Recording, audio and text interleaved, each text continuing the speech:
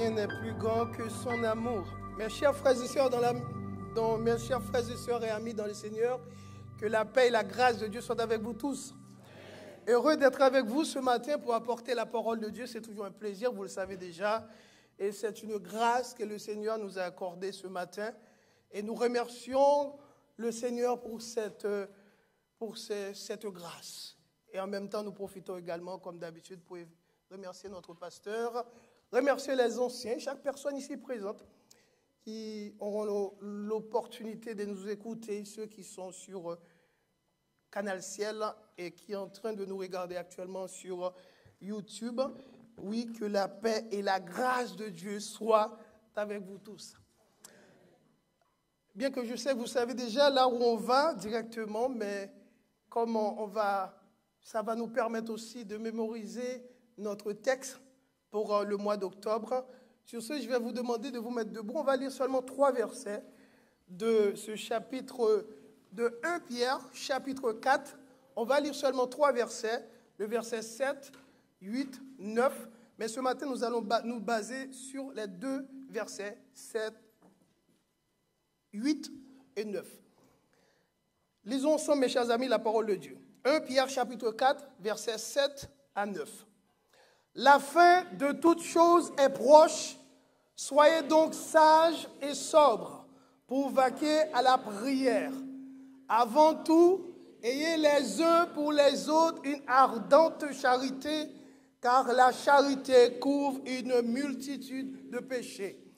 Exercez l'hospitalité les uns envers les autres sans murmure. Que cette lecture soit bénie de Dieu pour notre édification. Prions ensemble dans nos cœurs et j'élève la voix.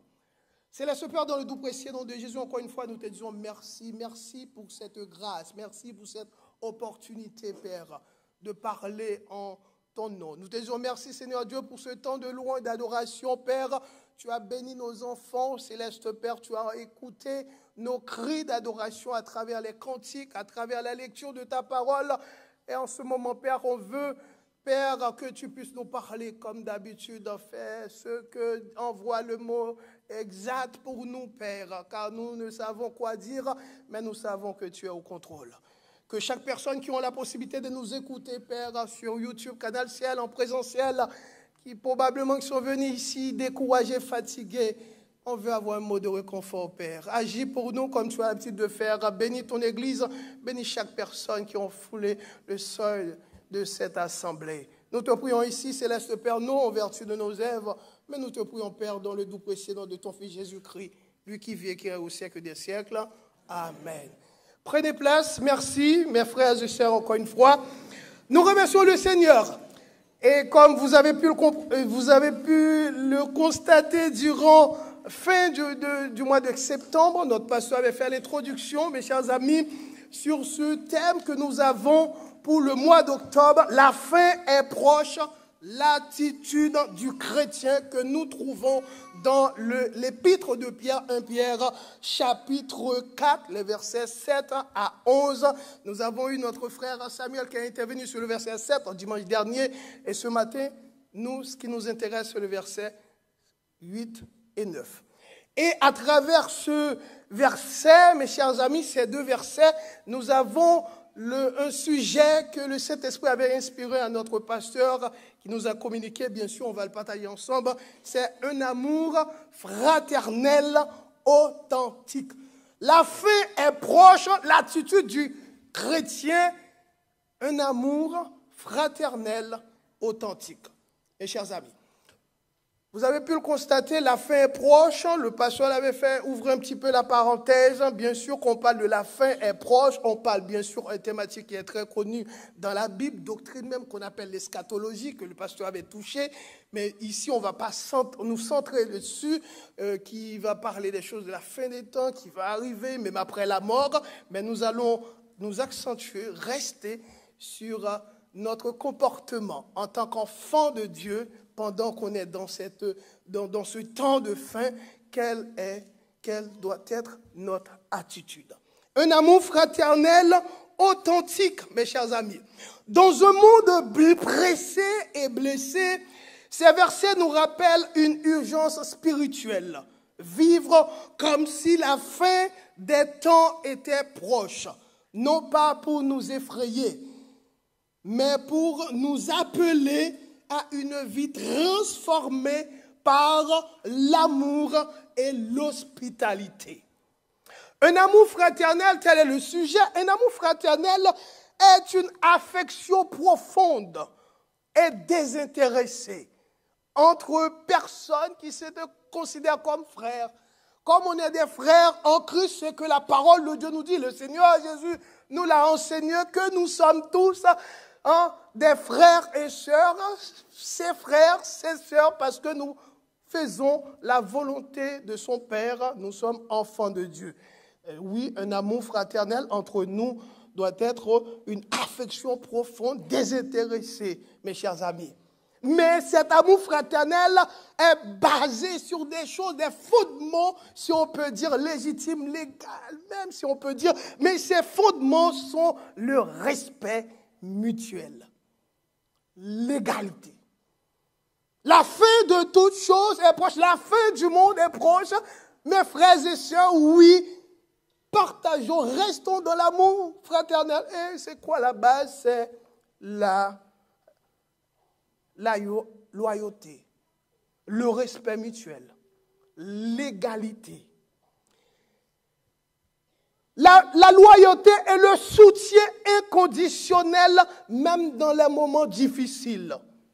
La sincérité. Un amour fraternel authentique est basé sur la sincérité, l'honnêteté et la communication ouverte.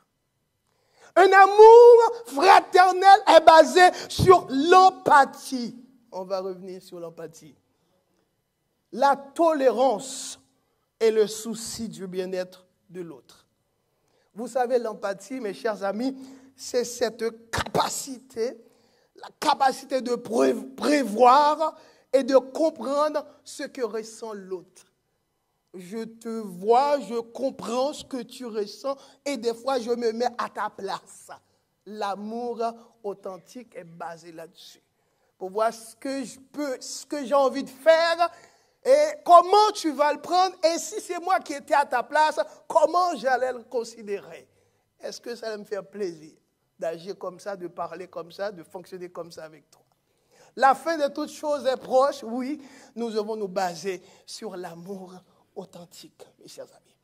Une appréciation des différences. On est tous différents par rapport à notre façon, notre morphologie, notre caractère, façon de se présenter. On est tous différents. Mais l'amour authentique, mes chers amis, nous apprend à apprécier. L'appréciation des différences est une volonté construire, mes chers amis, ensemble, qui va marquer l'unité. Et ce matin, je pense que les enfants vont conclure sur l'unité pour nous, mes chers amis. L'épître de Pierre, comment ne pas essayer de brosser un petit peu le contexte avant de développer pour vous ce sujet. Le contexte immédiat, c'est que première épître de Pierre, Pierre s'adresse, je pense que cela a été souligné pour vous dimanche dernier, s'adresse à des chrétiens dispersés en Asie mineure, vivant des persécutions, des pressions sociales. Face à cette situation, l'apôtre Pierre jugeait bon d'exhorter, d'encourager les chrétiens pour dire, malgré tout ce qui va se passer dans ce monde-là, actuellement là, n'oublie pas, le Seigneur va revenir. Ce que vous devez faire, vous avez vu dans le premier verset, notre attitude qu'on a vu dimanche dernier, mes chers amis, soyez sages, sobres, pour vaquer à la prière. Et maintenant, pendant tout ce qui va se passer, ce que vous devez faire, nous devons développer ce qu'on appelle l'amour, l'hospitalité envers les autres. Pierre exhorte à une conduite qui témoigne de l'espérance, même de la souffrance.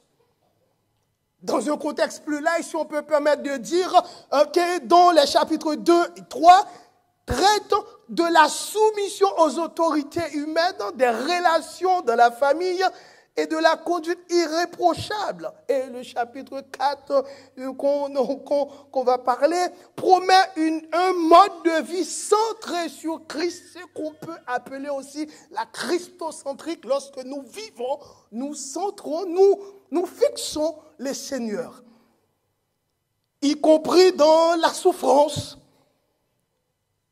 les dons spirituels et l'amour fraternel. 1 Pierre chapitre 4, verset 8 et 9, mes chers amis, avant tout, le verset qui nous intéresse, avant tout, ayez les uns pour les autres une ardente charité, car la charité couvre une multitude de péchés. Exercez l'hospitalité les uns envers les autres, de quelle manière? Sans murmure. On peut expliquer ces deux versets maintenant. Ces deux versets. Rentrons un peu dans l'explication de ces deux versets. L'apôtre Paul commence pour dire avant tout, first, priorité. Ce qui vient avant tout. Bon, il dit, c'est le mot qu'il a utilisé, avant tout. Signifie que ces vertus sont prioritaires, mes chers amis, mes frères et sœurs dans le Seigneur, au-dessus des autres comportements. Dans un contexte de pression extérieure et de tentation interne, l'amour fraternel et l'hospitalité doivent être au cœur de la vie communautaire, si vous préférez dire, doit être au cœur de la vie de l'Église, doit être au cœur de l'AEF. Mes chers amis, est-ce que vous me suivez? L'ordre reflète une logique. L'amour courageux est le socle sur lequel s'appuient les autres exhortations. Donner, pardonner, servir, souffrir avec patience, etc. Le socle, le first, l'amour fraternel doit être au cœur de la communauté.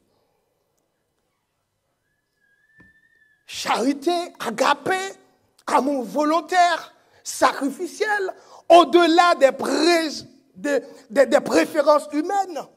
Vous avez l'agapé, un amour qui cherche le bien de l'autre sans attendre quelque chose en retour. Je t'aime, je t'apprécie, pas parce que je veux quelque chose de toi. L'amour chrétien n'est pas neutre, il engage le cœur et les actions quotidiennes. L'apôtre continue pour dire, cet amour-là, la charité couvre une multitude de péchés. L'idée imagée ici, là, c'est que l'amour reconstructeur couvre les offenses potentielles au sein de la communauté. Il peut y en avoir, il va en avoir, il y en avait probablement, mais lorsqu'il y a l'amour, on arrive à couvrir, à effacer, oublier, à ressouder les liens qui ont été brisés par X, quelles que soient les choses qui étaient introduites parmi nous. Lorsqu'il y a l'amour fraternel, cet amour fraternel authentique. Il pardonne, détourne les regards des torts et préfère restaurer. L'amour authentique préfère de restaurer, pas pour ruminer, pas pour revenir en arrière à ce qui était passé, mais on préfère restaurer. Pendant qu'on est, la fin est proche, l'apôtre Pierre encourage les chrétiens qui étaient dispersés en Asie mineure par les persécutions, souffrances, pour dire malgré tout cela, va les développer entre vous. Parce que s'il n'y a que l'amour qui va nous permettre de pardonner. Parce que des fois, la personne va venir te dire quelque chose, la personne sait très bien ce qu'elle dit n'est pas bon. Hein? Elle te le dit, elle te le fait même. Si tu n'as pas l'amour pour pardonner. Et surtout, le pardon, n'oublie pas, ça marche avec la demande. Tu ne peux pas aller vers la personne pour dire je te pardonne si la personne ne te demande pas pardon. La charité. Oui, cela ne veut pas dire excuser l'injustice. Il peut y avoir des choses qui s'est passées. Oui, on va prendre des mesures disciplinaires des fois. Oui, on va prendre des résolutions, mais le pardon doit être là. L'application théologique, c'est que la charité imite l'amour rédempteur de Dieu et manifeste la miséricorde qui a été donnée à nous en Jésus-Christ. Toujours dans les défilements de l'explication de ces deux versets, l'exhortation exercer l'hospitalité les uns envers les autres. Le verset 9, hospitalité, c'est acte délibéré d'ouverture de la maison, du temps, avoir du temps, consacrer du temps, de nos ressources pour recevoir une personne. Vous savez, dans le monde antique, l'hospitalité était essentielle pour les voyageurs et surtout les chrétiens qui étaient éprouvés. C'est dans ce contexte-là, parce que chaque fois qu'il y a quelque chose qui dit dans la Bible, dans n'importe quel passage, c'est un rapport directement quelque chose que soit la communauté a vécu et l'apôtre, n'importe quel apôtre, soit spécialement l'apôtre Paul, des fois il fait ça, ou l'apôtre Pierre prend le temps d'écrire ces choses-là. Et nous sommes aussi dans ce temps de fin et que le Saint-Esprit a envoyé cette thématique pour nous. Et si vous regardez les autres versions, spécialement la version Semeur, il y a une autre connotation pour dire qu'il favorise la communion fraternelle. On est toujours dans cette même perspective, dans cette même ligne-là aussi, mes chers amis, c'est que pendant la fin des temps est proche, ce que nous devons faire, parmi les choses qui ont été déjà énumérées, nous devons développer cet amour et l'hospitalité. Donc, comment on doit le faire? Sans murmure. Inviter à une hospitalité joyeuse et volontaire. Tu ne fais pas l'hospitalité pour recevoir quelqu'un parce qu'on t'a dit de recevoir telle ou telle personne, mais tu dois le faire volontairement, sans murmure, avec joie, bien sûr toujours avec l'esprit de discernement, que Dieu nous fait grâce, parce que ce n'est pas pour dire que, oui, on nous dit, il faut être hospitalier, on ouvre notre maison, et Dieu va te faire grâce, avoir les yeux clairs pour savoir qui vous allez ouvrir. De la même manière, vous savez très bien, vous pouvez héberger des anges chez vous sans le savoir. Mais si vous ne faites pas, si on ne se laisse pas guider par le Saint-Esprit, vous allez voir en même temps aussi, tu vas peut-être ouvrir, ou du moins c'est une personne qui nous regarde sur les réseaux sociaux, vous allez dire oui, je vais accueillir. Pourtant, la personne que tu as hébergée peut constituer une sorte de pierre d'achoppement même pour briser notre foyer. D'où il faut toujours rester avec l'esprit de discernement. Héberger sans murmure. Sans murmure. Bon, murmure, on aurait pu parler uniquement sur murmure. Parce que vous savez, pour moi, selon moi, Dieu me fait grâce de comprendre, il y a deux connotations. Des fois, on peut dire murmure, il y a un peu côté positif, un côté négatif. Mais le côté négatif, mes chers amis, murmure fait des ravages. Si vous avez pris le temps de regarder à partir de Exode 15, Exode 16, Exode 17, Nombre 11, Nombre 13, Nombre 14, Nombre 16 et Nombre 20, vous allez voir le peuple d'Israël ne fait que murmurer. Partout dans la Bible, c'est que murmurer. Et murmure fait des ravages. Sans entrer plus dans le commentaire pour développer murmure maintenant, vous allez voir, murmure, si on peut dire si c'est la vérité, c'est que l'une des raisons, la raison pour laquelle que Moïse n'a pas pu entrer à la terre promise, Aaron également, c'est suite que Moïse a entendu la voix de Dieu. Mais à force que le peuple murmurait trop, au lieu de parler au rocher, qu'est-ce qu'il a fait? Il a frappé le rocher. Et l'Éternel a dit à cause de ça, tu vas. D'où, murmure, c'est quelque chose, c'est comme le feu, il faut le priver de l'oxygène pour que le feu s'éteigne. C'est pour cela que des fois, on peut le sentir même quand on prie, des personnes prennent la parole, ont l'habitude de prendre la parole, même pour prier, même au niveau de la prédication qui n'a peut-être des fois pas rapport avec murmure, tu sens ce mot revient. C'est quelque chose qu'il faut prendre très au sérieux parce que le murmure fait que diviser. Le murmure ne nous arrange pas, mes chers amis. Et il y a beaucoup de conséquences graves derrière. Et peut-être après, si on a le temps, on va peut-être revenir là-dessus. Maintenant, voyons ces deux versets sur une interprétation théologique un peu et pratique sur ces deux versets. L'amour couvre et restaure. Dans une communauté blessée par le péché, par la persécution, l'amour est le ciment qui unit et restaure les relations. Dans une église divisée, dans une famille qui est divisée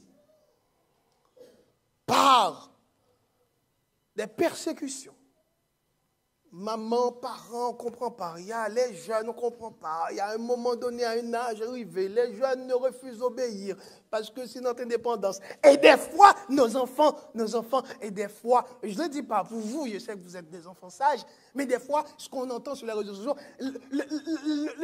les jeunes attendent qu'ils puissent avoir 18 ans. Quand je dis 18 ans, je suis majeur là. Bon, voilà. Écoute, dans cette atmosphère comme ça dans la famille, et je sais que Nathan, lui, il va avoir 18 ans, lui, il n'a pas de problème. Mais quand on vient avoir 18 ans, on est majeur, nos enfants. Bon, pas vous, hein, pour les personnes qui nous regardent sur les réseaux sociaux. On pense qu'on est majeur, on n'écoute plus. Quand ces genres de choses arrivent, j'essaye de le ramener à la petite famille pour ne pas prendre la grande famille de Jésus-Christ, mes chers amis. Quand il y a les divisions comme ça, des fissures qui se produisent dans la famille, dans la communauté, ah ben là, le Saint-Esprit nous dit qu'il nous faut quelque chose pour ressouder. Si on peut dire un bon ciment, et ce ciment-là n'est autre que cet amour que nous avons comme sujet ce matin. Oui, mes chers amis. L'amour est le ciment qui unit et restaure les relations. Le comportement d'amour ne se limite pas à des gestes voués à l'estime, mais devient une force pratique qui désarme la méfiance, mes frères et sœurs, et favorise la réconciliation. S'il n'y a pas l'amour, il y a, mes chers amis, l'ennemi a une sorte de stratégie, ce qu'on appelle la méfiance. On a envie de parler, on a envie d'ouvrir le cœur, on veut parler, on se sent à l'aise, mais parce qu'on est méfiant, j'ai pas envie de parler là. Après, pour ne pas déformer, pour ne pas dire, mais pour désarmer la méfiance, si on peut dire un des éléments de l'ennemi, pendant qu'on est dans cette phase de la fin du monde, nous avons besoin de quoi? De l'amour. Bon, à vrai dire, lorsqu'on a dit l'amour entre nous, vous savez qu'on parle de l'amour. La base de l'amour, c'est Dieu. Dieu est amour. Lorsque tu es Dieu en toi, tu peux facile pour reconnaître ton tort et demander pardon. Et malheur à qui que ce soit, une personne te demande pardon, tu refuses de pardonner. Ah là, c'est catastrophique. Ça ne vient pas de chrétiens. Le problème qu'on a souvent, c'est qu'on a tort, mais on refuse de demander pardon. Mais si pas malheur, quelqu'un te demande pardon, tu ne peux pas pardonner? Ah ben, ça ne sert à rien de réciter dans notre Père. La base même de la relation, la base même de la chrétienté, la base même de ce principe de prière, le Seigneur Jésus nous dit, pardonnez-nous nos offenses, comme nous pardonnons à ceux qui nous ont offensés. Vous voyez pendant. Et pour parler de ce sujet-là, c'est lié toujours, mes chers amis, au grand thème de l'Église, hein. Parce que pour parler de l'eschatologie, pour parler de l'amour, pour parler de partage, il faut avoir la foi. On est revenu sur notre thème, on n'est pas loin, on est toujours là. Hein? Parce que si on n'a pas la foi, on ne peut pas reconnaître notre tort pour demander pardon et pour pardonner en même temps. D'où, sur le point d'interprétation théologique, c'est que ces deux versets, l'amour couvre et restaure. L'amour désarme, c'est une force qui désarme la méfiance et favorise la réconciliation. Des fois, on ne peut pas se réconcilier parce que vous savez pourquoi? Il n'y a pas l'amour. Et s'il n'y a pas l'amour, il ne peut pas avoir de réconciliation. On peut faire semblant, mais il ne peut pas avoir de réconciliation. La réconciliation n'est pas là. D'où ce sujet que Dieu nous fait, nous envoie le Saint-Esprit.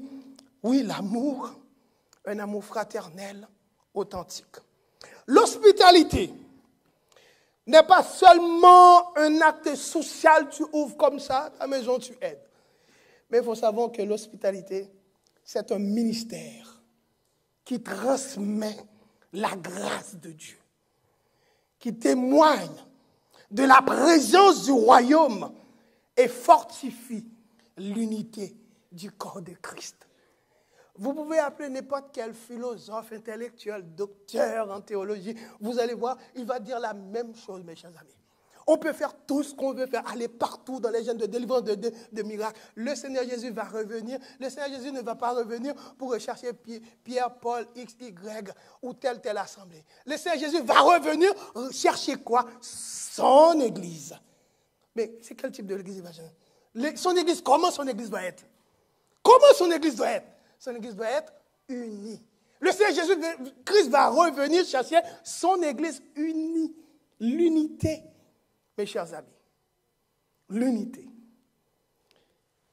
Et l'approche théologique aussi sur le refus du murmure comme discipline spirituelle. Si on veut avoir une discipline spirituelle, pour pouvoir avancer, pour pouvoir préparer. Parce que vous avez partout dans la Bible, pour pouvoir préparer au retour de notre Seigneur Jésus, eh bien, nous devons avoir cette mentalité refuser catégoriquement, tuer les murmures, étouffer, ne donne pas de l'oxygène à ce symbole murmure qui peut symboliser par le feu. Parce que vous savez qu'on me dit, dès qu'on prive de l'oxygène, ça va s'éteindre. Il faut l'étouffer.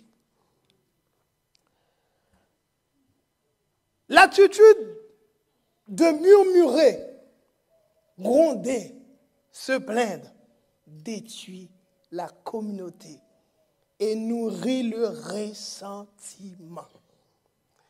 Pierre appelle à une discipline de cœur qui préfère la bénédiction et la coopération. Et vous savez, la plupart d'entre nous, nous qui sommes nés en Haïti, on a ça, cette phrase-là, l'union fait la force.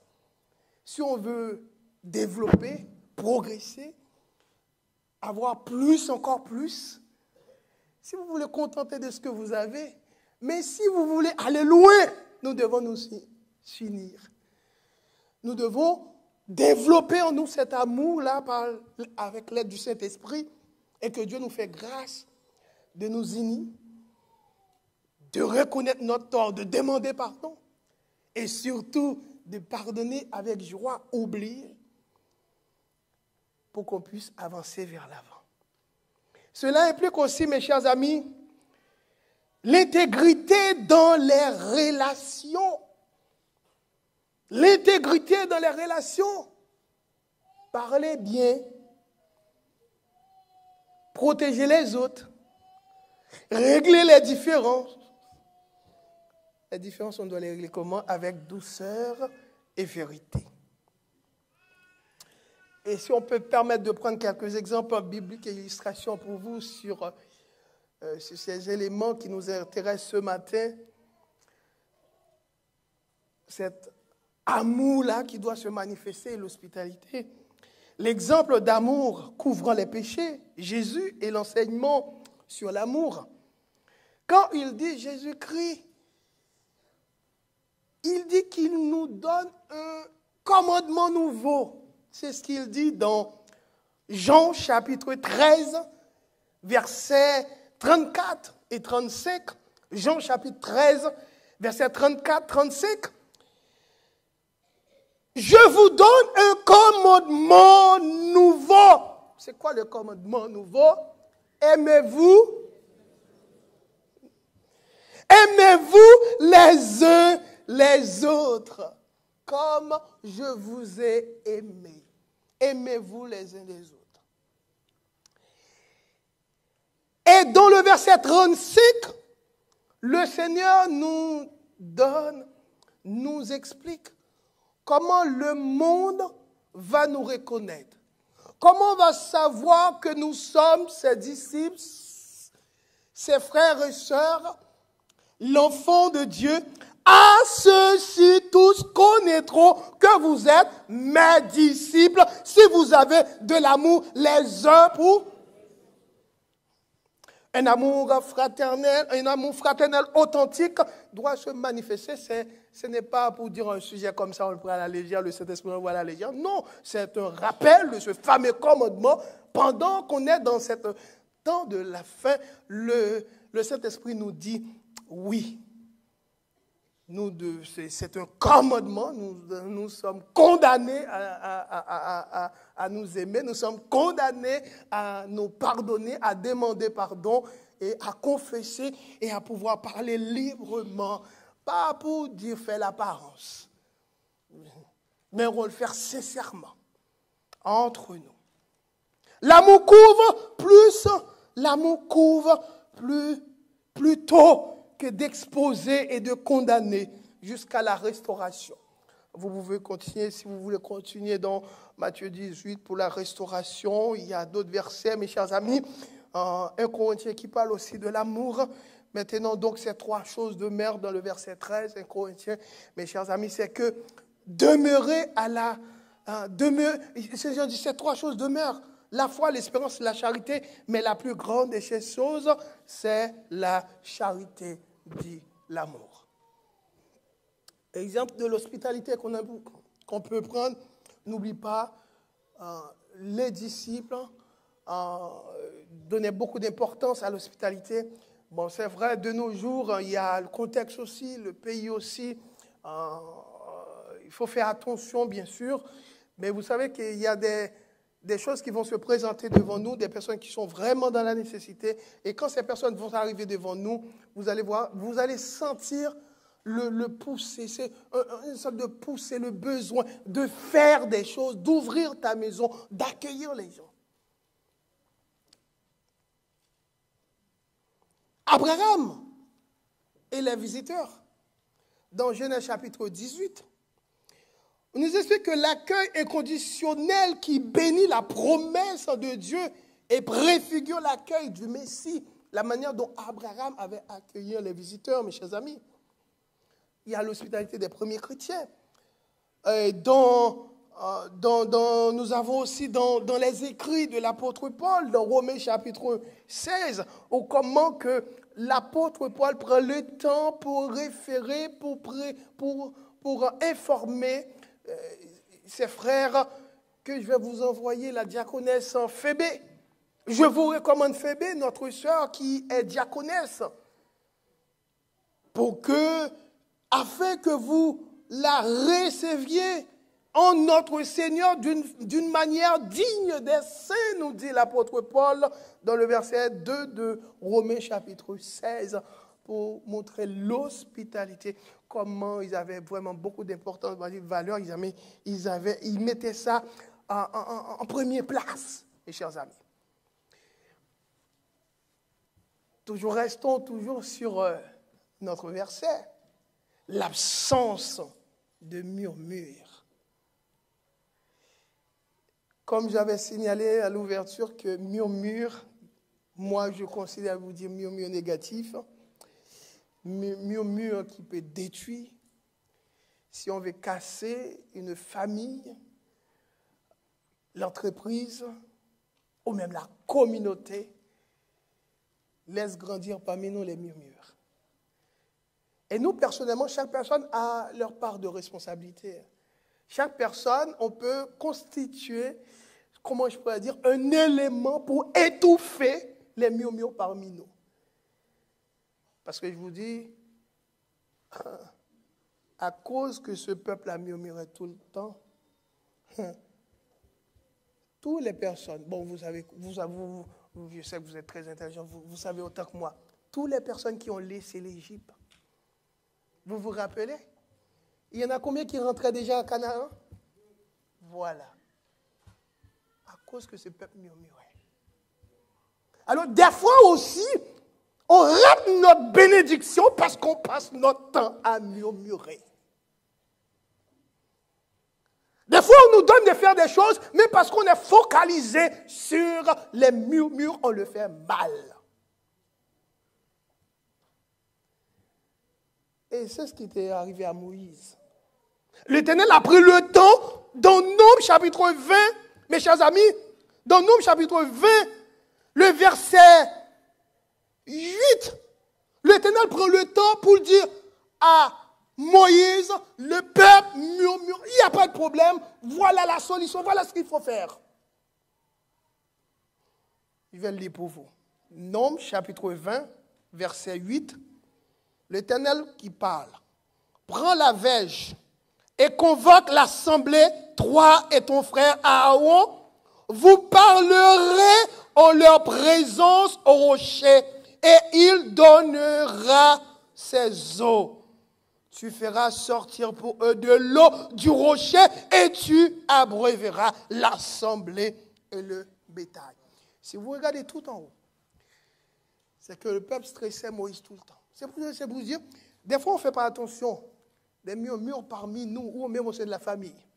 Quand la femme ou le mari, bon, je prends un peu général, vous savez, c'est d'autres générales, hein, le mari ou les enfants qui poussent les parents à l'excès. Moi, je veux ce nouveau basket-là, je veux ceci, je veux ça. Et stress, au lieu de faire le papa ou la maman, le chauffeur de taxi, au lieu de contrôler là où il devrait aller, et à force de penser comment je vais faire, on pousse à l'excès, on fait le contraire. Mais là, l'Éternel prend le temps pour expliquer à Moïse ce qu'il doit faire.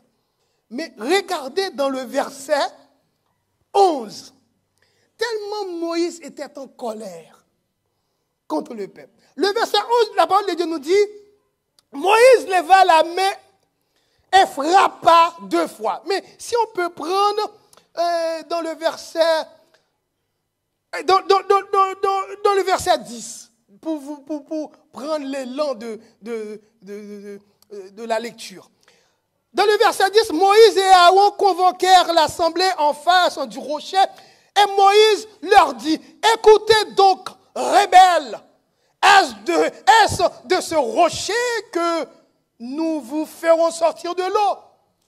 Et puis, Moïse leva la main et frappa 2 fois le rocher avec sa verge. L'Éternel lui avait dit de frapper le rocher. L'Éternel lui avait dit de parler. Mais pourquoi? Parce qu'il y avait trop de murmures. Pendant qu'on est dans cette phase de temps, là, on ne peut pas de notre temps, là, le son de la trompette, on ne va pas l'écouter si on reste à murmurer. Si on reste à murmurer. D'où, mes chers amis, la gestion et dans murmure aussi peut susciter, développer aussi des choses qui peuvent aider la communauté. C'est ce qu'on a vu aussi dans Actes des Apôtres chapitre 6 que vous connaissez très bien. Si vous avez la version Louis II, vous allez voir en haut de ce chapitre, Actes des Apôtres chapitre 6, c'est écrit institution des diacres. Parce qu'il y avait des murmures et par rapport à cela, les apôtres ont pris la décision de remédier à cela. C'est pour cela que je vous dis, il faut étouffer les murmures. Pendant qu'on est dans le temps de la fin, on ne peut pas nous empêcher.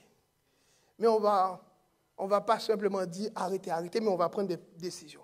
Mais des fois, bon, vraiment, on peut survoler vite fait l'histoire.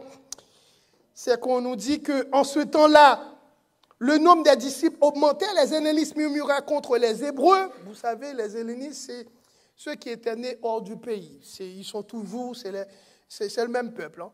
Jusque leurs veuves étaient délaissées, ils murmuraient. Et les apôtres ont pris la décision, ils disent, c'est pas possible. Ils sont évacués à la prière, après ils ont convoqué tout le monde, toute l'assemblée. Ils disent, non, c'est pas possible. On ne peut pas rester comme ça. On ne peut pas laisser la parole de Dieu pour aller servir. Il nous faut des hommes. S'il y a des mimicides, il manque des personnes. Il nous faut des personnes. Et ce matin, je ne sais pas, on aurait pu acclamer le Saint-Esprit dans la vie de nos enfants. Nos enfants ont conduit le culte. Nos enfants ont joué. Nos enfants ont contrôlé le son. Nos enfants ont contrôlé tout ce matin par le Saint-Esprit. On aurait pu acclamer le Saint-Esprit dans la vie de nos enfants et l'Assemblée.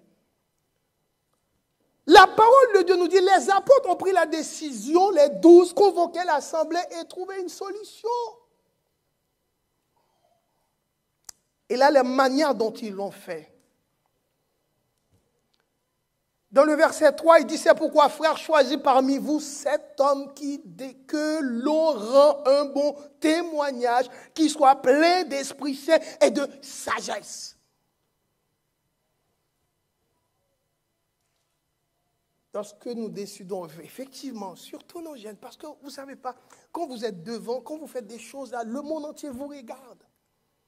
Des fois, vous allez aller quelque part, tu penses qu'on ne te connaît pas, mais on te connaît, on t'a déjà vu sur YouTube. D'où c'est pour cela qu'il faut faire très attention, nos enfants. Qu'on puisse avoir des bons témoignages. Le Saint-Esprit, pour faire quoi? Pour aller distribuer la nourriture. Et des fois, tu prends des fois, on peut penser qu'on prend les choses à la légère. On pense que moi, je préfère venir nettoyer, je préfère venir faire ci, mais je ne vais pas venir sous la chair. Vous savez que même tout ce qui est en ratrait avec le ministère, le travail, l'église, mes chers amis, pendant qu'on est dans ce temps de la fin, nous devons nous efforcer qu'on puisse avoir un bon témoignage et qu'on puisse voir le Saint-Esprit et la sagesse en nous. Mes chers amis,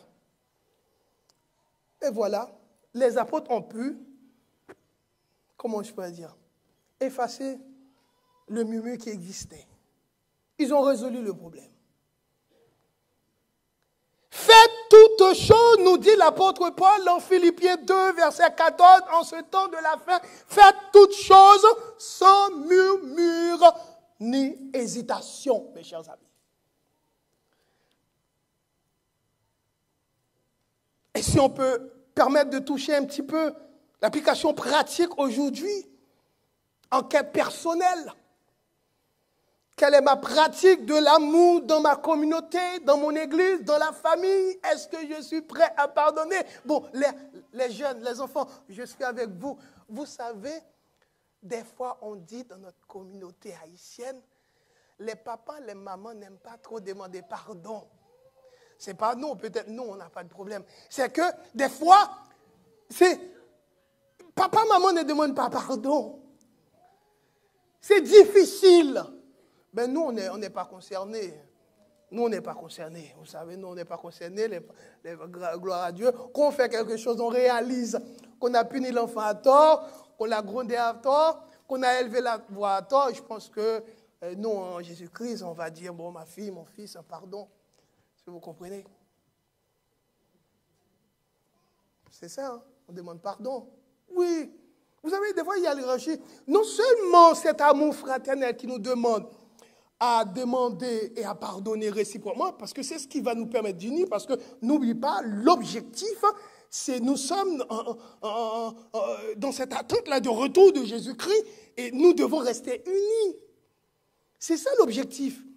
L'amour va nous permettre de pardonner, de nous réconcilier d'une manière honnête, sincère, c'est de respecter l'autre. Quand nous parlons, ce n'est pas la peine que quand tu parles avec l'autre, pourquoi tu hésites, pourquoi tu gardes des réserves, tu as peur que l'autre défame. Non!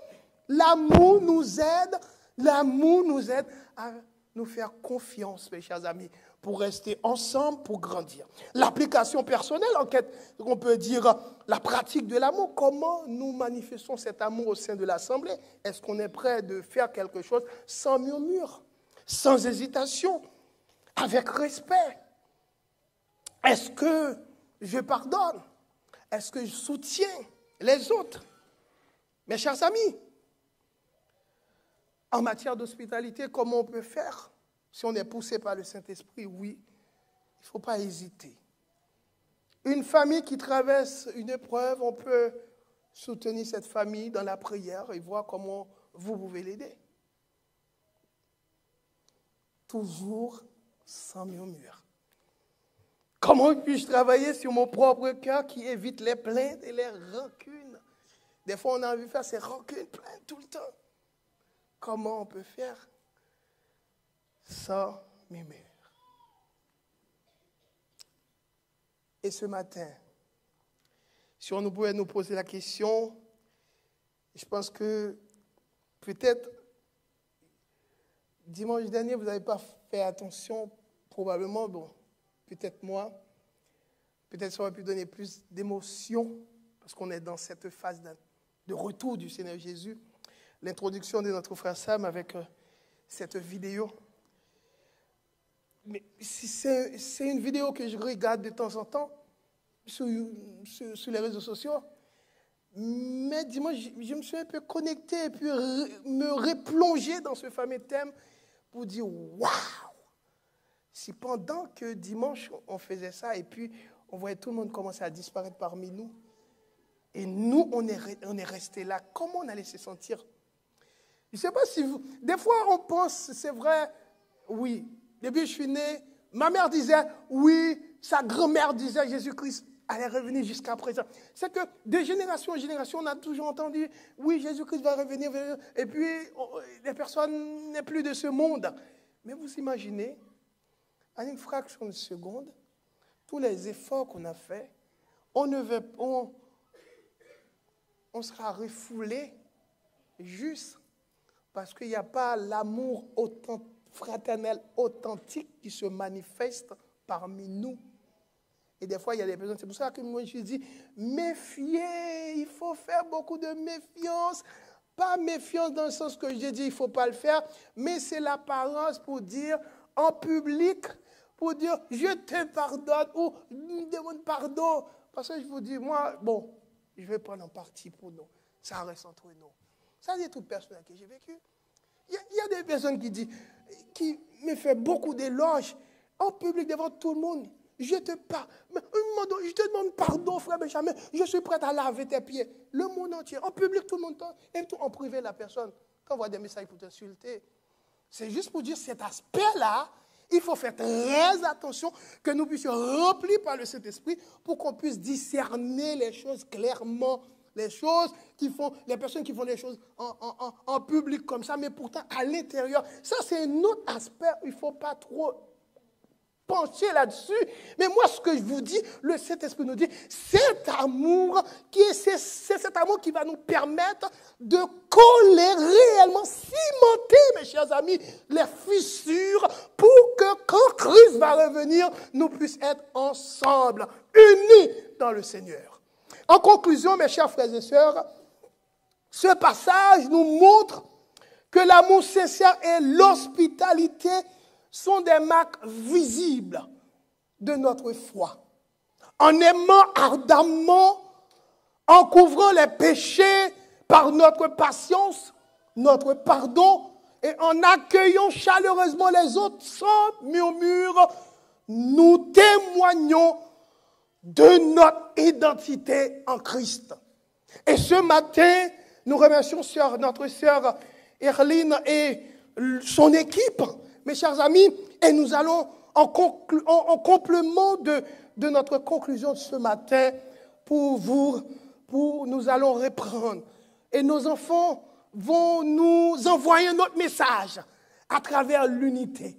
Pendant qu'on est dans cette phase de retour de notre Seigneur Jésus, nos enfants vont nous dire que nous devons nous aimer. Nous sommes frères et sœurs en Jésus. Prenons-nous par la main, marchons de même pas jusqu'à son retour. Malgré les blessures, les cassures qui ont été dépassées, qui ont été passés, produits parmi nous, ou les personnes sur les réseaux sociaux, partout où vous êtes. Et ce matin, d'un même cœur. Pendant que nos enfants vont passer pour chanter, mes chers amis, et on conclura ainsi, pour reprendre ces propos pour vous, vous allez écouter nos enfants, prenez note, mes chers amis, et nous puissions vivre. Car notre objectif, c'est aller retrouver papa. Pour aller retrouver papa, nous devons rester unis. Nos enfants vont passer, vont chanter pour nous dire, oui, nous sommes frères et sœurs en Jésus. Prenons-nous par la main, marchons de même pas jusqu'à son retour. Qui pourra nous décourager si nous sommes unis en lui? Tant qu'il aura l'amour, nous vaincrons, mes chers amis. Le jour viendra, oui, où nos yeux le verront et nous proclamerons ensemble de même cœur, Jésus, Jésus, Jésus est le roi. Que Dieu vous bénisse abondamment, mes frères et sœurs. Soyez bénis.